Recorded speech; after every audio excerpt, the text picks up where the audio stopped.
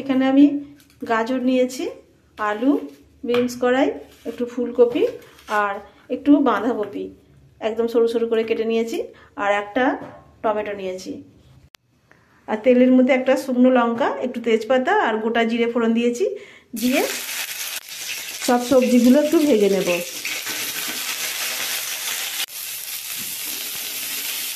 সবজিগুলো দিয়ে একটু ভাজা করে নেব। সব সবজিগুলো আমি এর মধ্যে দিয়ে দিয়েছি, দিয়ে একটু ভাজা ভাজা করে নেব। নিয়ে স্বাদ মতো এর মধ্যে নুনটাও দিয়ে দেবো, তাহলে তাড়াতাড়ি সেদ্ধ হয়ে যাবে আর নরমও হয়ে যাবে।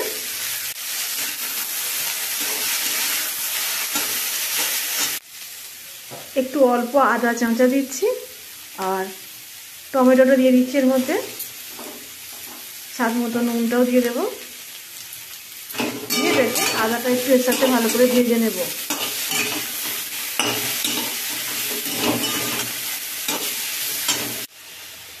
একটু জিরে গুঁড়ো দিচ্ছি আর একটু হলুদ গুঁড়ো, আর অল্প করে শুকনো লঙ্কা গুঁড়োও দিচ্ছি। শুকনো লঙ্কা একটা ফোড়ন দেওয়া আছে, আর অল্প করে একটু শুকনো লঙ্কা দিয়ে দিলাম। যারা মিষ্টি খাও তারা অল্প মিষ্টি ছড়িয়ে চিনি ছড়িয়ে দিতে পারো। আমরা মিষ্টি খাই না, তাই চিনি এখানে দেবো না। মশলাটা একটুখানি ভেজে নিয়ে জল দিয়ে দেবো। তরকারিটা একদম শুকনো শুকনো করবো, তো সেই রকম বুঝে জল দেবো।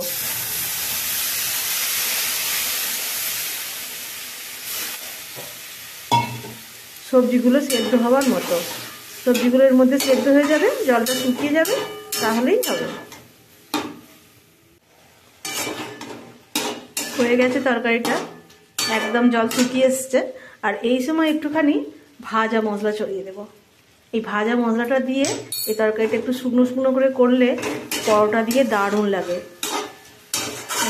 ভাজা মশলা দিয়ে শুধু একটু নাড়াচাড়া করে, সামান্য জল আছে, কোনো অসুবিধে নেই। এই ভাজা মশলাটা তো আমি করে রাখি। এর মধ্যে আমি তেজপাতা, শুকনো লঙ্কা, গরম মশলা, জিরে, জোয়ান আর মৌরি সব কিছু দিয়ে ভেজে গুঁড়িয়ে রেখেছি। এটা আলুর পরোটা হলে দিই বা অন্য কোনো তরকারিতেও আমি এটা দিই, তো বেশ ভালো লাগে। আর এই তরকারিটাতে দিলে পরোটার সঙ্গে বেশ ভালো লাগে। তরকারিটা আমার শুকনো শুকনো হয়ে গেছে, রেডি হয়ে গেছে।